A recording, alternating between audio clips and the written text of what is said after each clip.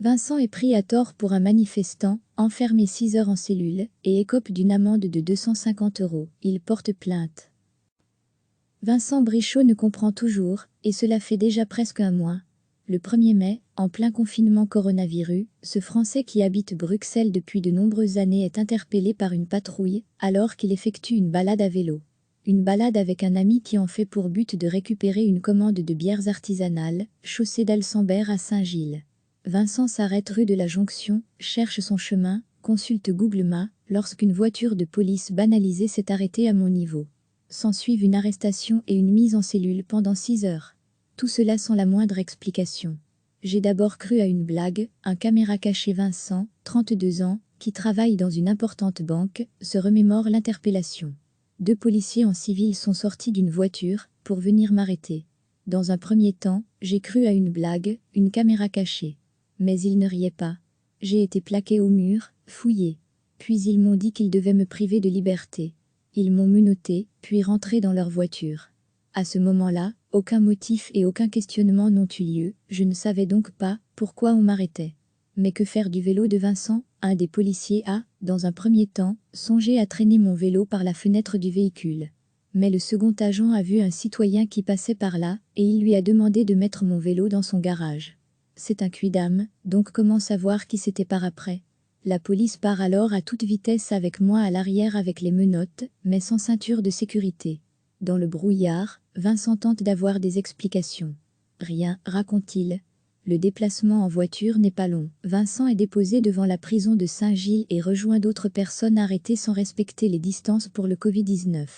Sur place, des voitures de police en nombre. Il venait de se passer quelque chose. Vincent comprendra plusieurs heures, après que les forces de l'ordre ont interrompu des manifestations non autorisées devant l'établissement pénitentiaire et rue du Monténégro, dans le bas de la commune. Ces rassemblements organisés par des militants d'extrême gauche réclamaient la fermeture des prisons. En plein confinement, la police a dû intervenir sur place pour disperser les participants et a vraisemblablement interpellé Vincent, qui passait dans le quartier, pas erreur. Pourtant, ça se voyait que je n'avais pas look d'un manifestant, mais plutôt d'un sportif sur son vélo. Bruxelles, manifestation anticarcérale devant la prison de Saint-Gièche //teco/wisist.com/oy.7bitkd. J'ai dû me mettre à nu, faire des flexions. Toujours est-il que sur place, Vincent n'a plus de menottes, remplacées par des colsons. Il est embarqué une nouvelle fois direction un commissariat de la zone Midi, à Anderlecht. Sur le trajet, on m'a quand même donné un masque. Au commissariat, l'ambiance est moins tendue, reconnaît Vincent, qui espère une issue rapide. Mais les agents doivent encore procéder à sa fouille. J'ai dû me mettre à nu, baisser mon caleçon, faire des flexions, un peu comme un trafiquant de drogue. Vincent dit avoir ressenti cela comme une humiliation. En cellule avec 4 autres personnes puis 17, les minutes deviennent des heures. Vincent veut prévenir ses proches, dont sa compagne qui a dû s'inquiéter. Mon ami qui m'accompagnait ce jour-là lors de la balade vélo avait pris de l'avance. Il a assisté à mon arrestation mais de loin. Il a raconté ce qui m'est arrivé à ma copine, qui elle a passé son après-midi à appeler toutes les polices, paniquée. En cellule, j'avais droit à un appel, mais je ne connais pas le numéro de ma copine par cœur. J'ai demandé à la police de me laisser regarder dans mon GSM. Refusé. Derrière les barreaux, Vincent ne rit pas, d'autant qu'il voit sortir des personnes mises en cellule bien après son arrivée. Et quand la nourriture arrive, ce sont 3 gamelles, des conserves au poulet, pas de couvert pour chacun. Pas de précautions sanitaires. Je n'ai pas mangé, je vous avoue. 20h30 sonne, et Vincent est enfin relâché. Mais pourquoi a-t-il été arrêté? Toujours pas de réponse et Vincent n'a pas été auditionné. La seule trace de son passage au commissariat, c'est l'inventaire après fouille, reprenant la liste des objets en sa possession au moment de son arrestation. Un smartphone, une montre connectée, des écouteurs, son portefeuille, au-dessus du document, une première indication. Motif, perturbation de la tranquillité publique. Dans ce commissariat, on m'a enfin écouté. Je sors du commissariat, et je marche à pied jusque Saint-Gilles. Je me rends à l'endroit où la police a donné mon vélo. Il y a une maison, un garage, je sonne. Personne.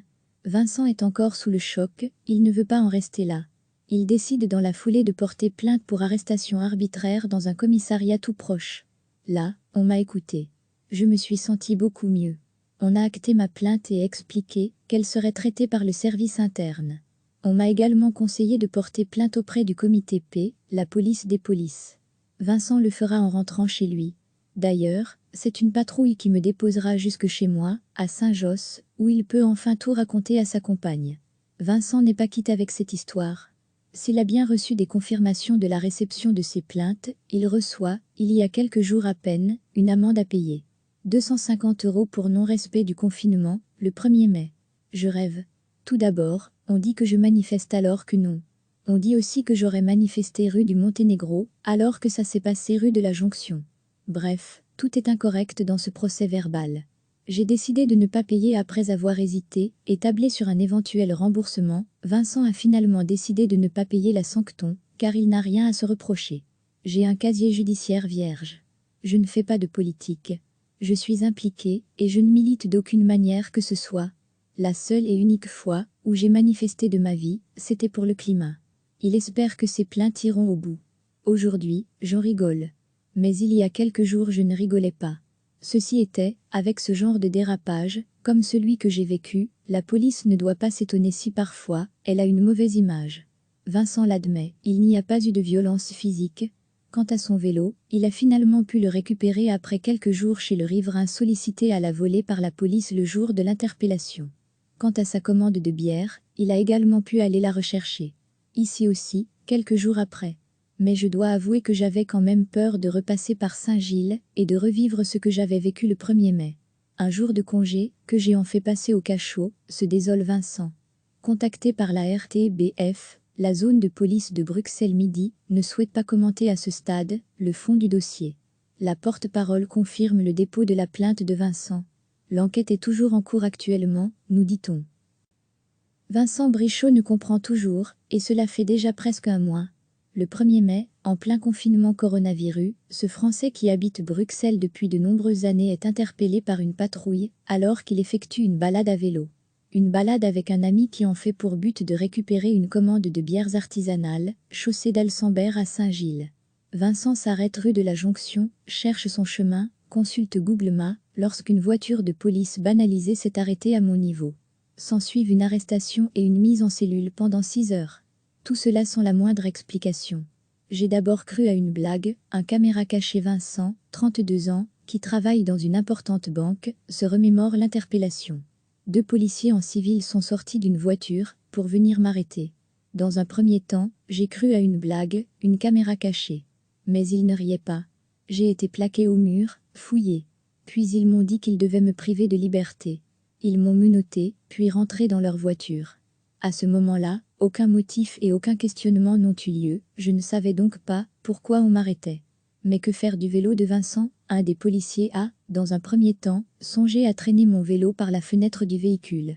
Mais le second agent a vu un citoyen qui passait par là, et il lui a demandé de mettre mon vélo dans son garage. C'est un quidam, donc comment savoir qui c'était par après? La police part alors à toute vitesse avec moi à l'arrière avec les menottes, mais sans ceinture de sécurité. Dans le brouillard, Vincent tente d'avoir des explications. Rien, raconte-t-il. Le déplacement en voiture n'est pas long. Vincent est déposé devant la prison de Saint-Gilles et rejoint d'autres personnes arrêtées sans respecter les distances pour le Covid-19. Sur place, des voitures de police en nombre. Il venait de se passer quelque chose. Vincent comprendra plusieurs heures, après que les forces de l'ordre ont interrompu des manifestations non autorisées devant l'établissement pénitentiaire et rue du Monténégro, dans le bas de la commune. Ces rassemblements organisés par des militants d'extrême gauche réclamaient la fermeture des prisons. En plein confinement, la police a dû intervenir sur place pour disperser les participants et a vraisemblablement interpellé Vincent, qui passait dans le quartier, pas erreur. Pourtant, ça se voyait que je n'avais pas look d'un manifestant, mais plutôt d'un sportif sur son vélo. Bruxelles, manifestation anticarcérale devant la prison de Saint-Giècht //teco/wisis.tweeter.com/oyy7bitgd. Bruxelles, manifestation anticarcérale devant la prison de Saint-Giècht //teco/wisis.tweeter.com/oyy7bitgd. J'ai dû me mettre à nu, faire des flexions. Toujours est-il que sur place, Vincent n'a plus de menottes, remplacées par des colsons. Il est embarqué une nouvelle fois direction un commissariat de la zone Midi, à Anderlecht. Sur le trajet, on m'a quand même donné un masque. Au commissariat, l'ambiance est moins tendue, reconnaît Vincent, qui espère une issue rapide. Mais les agents doivent encore procéder à sa fouille. J'ai dû me mettre à nu, baisser mon caleçon, faire des flexions, un peu comme un trafiquant de drogue. Vincent dit avoir ressenti cela comme une humiliation. En cellule avec 4 autres personnes, puis 17, les minutes deviennent des heures. Vincent veut prévenir ses proches, dont sa compagne qui a dû s'inquiéter.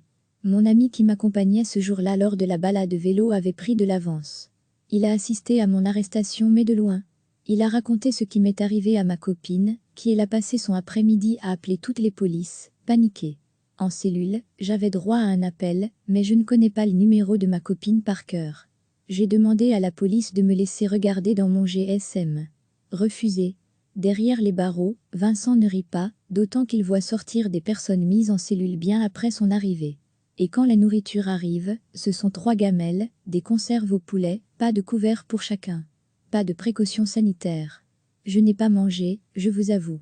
20h30 sonne, et Vincent est enfin relâché. Mais pourquoi a-t-il été arrêté? Toujours pas de réponse et Vincent n'a pas été auditionné.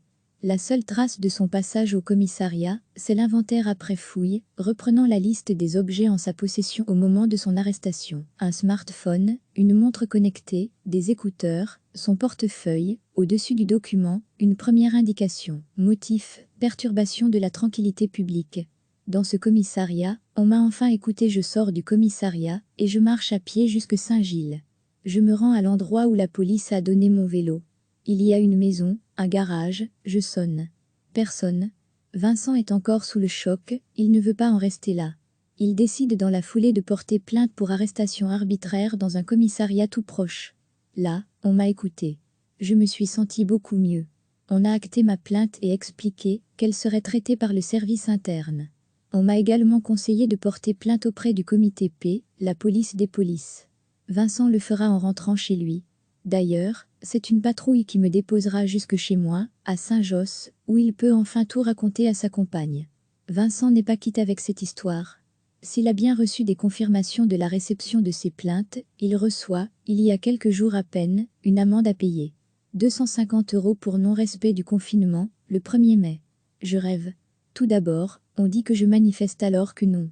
On dit aussi que j'aurais manifesté rue du Monténégro, alors que ça s'est passé rue de la Jonction. Bref, tout est incorrect dans ce procès verbal. J'ai décidé de ne pas payer après avoir hésité et tablé sur un éventuel remboursement. Vincent a finalement décidé de ne pas payer la sancton, car il n'a rien à se reprocher. J'ai un casier judiciaire vierge. Je ne fais pas de politique. Je suis impliqué et je ne milite d'aucune manière que ce soit. La seule et unique fois où j'ai manifesté de ma vie, c'était pour le climat. Il espère que ces plaintes iront au bout. Aujourd'hui, j'en rigole. Mais il y a quelques jours je ne rigolais pas. Ceci était, avec ce genre de dérapage, comme celui que j'ai vécu, la police ne doit pas s'étonner si parfois, elle a une mauvaise image. Vincent l'admet, il n'y a pas eu de violence physique. Quant à son vélo, il a finalement pu le récupérer après quelques jours chez le riverain sollicité à la volée par la police le jour de l'interpellation. Quant à sa commande de bière, il a également pu aller la rechercher. Ici aussi, quelques jours après. Mais je dois avouer que j'avais quand même peur de repasser par Saint-Gilles et de revivre ce que j'avais vécu le 1er mai. Un jour de congé, que j'ai en fait passer au cachot, se désole Vincent. Contacté par la RTBF, la zone de police de Bruxelles-Midi ne souhaite pas commenter à ce stade le fond du dossier. La porte-parole confirme le dépôt de la plainte de Vincent. L'enquête est toujours en cours actuellement, nous dit-on. Cliquez sur s'abonner pour recevoir les dernières nouvelles.